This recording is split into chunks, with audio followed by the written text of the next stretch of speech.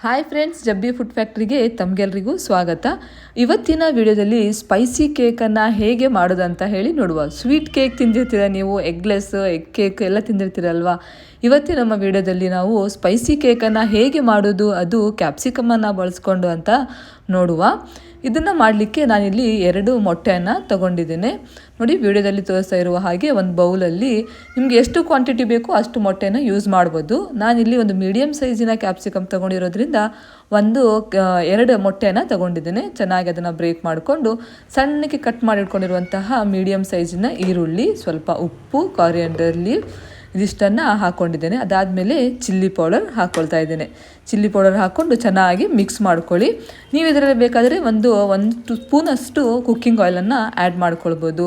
ಮತ್ತು ಬೇಕಾದರೆ ಕ್ಯಾರೆಟ್, ಸಣ್ಣಕ್ಕೆ ಹೆಚ್ಕೊಂಡಿರುವಂತಹ ಬೀನ್ಸ್ ಇದನ್ನು ಕೂಡ ಹಾಕ್ಕೊಳ್ಬೋದು. ಎಲ್ಲವನ್ನು ಚೆನ್ನಾಗಿ ಮಿಕ್ಸ್ ಮಾಡಿಕೊಂಡು ಈ ಥರ ಕ್ಯಾಪ್ಸಿಕಮನ್ನು ತಗೊಂಡು ಚೆನ್ನಾಗಿ ತೊಳ್ಕೊಂಡು ಮೇಲಿನ ಭಾಗವನ್ನು ಕಟ್ ಮಾಡ್ಕೊಳ್ಳಿ. ನೀವು ಬೇಕಾದರೆ ಸಣ್ಣ ಕ್ಯಾಪ್ಸಿಕಮನ್ನು ತಗೊಂಡು ಅದರಲ್ಲೂ ಕೂಡ ಹೀಗೆ ಫಿಲ್ ಮಾಡ್ಕೊಳ್ಬೋದು. ಒಂದು ಮೀಡಿಯಮ್, ನಾನು ಸ್ವಲ್ಪ ದೊಡ್ಡ ಸೈಜಿನ ಕ್ಯಾಪ್ಸಿಕಮನ್ನೇ ತಗೊಂಡಿದ್ದೇನೆ. ಅದನ್ನು ಈ ಥರ ಚೆನ್ನಾಗಿ ಕಟ್ ಮಾಡಿಕೊಂಡು ಒಳಗಿರುವಂತಹ ಎಲ್ಲ ಬೀಜವನ್ನು ತಕ್ಕೊಂಡು ನಮ್ಮ ಏನು ಮೊಟ್ಟೆ ಪ್ಯೂರಿ ಇತ್ತಲ್ವ ಅದನ್ನು ಇದರೊಳಗೆ ಫಿಲ್ ಮಾಡಬೇಕು.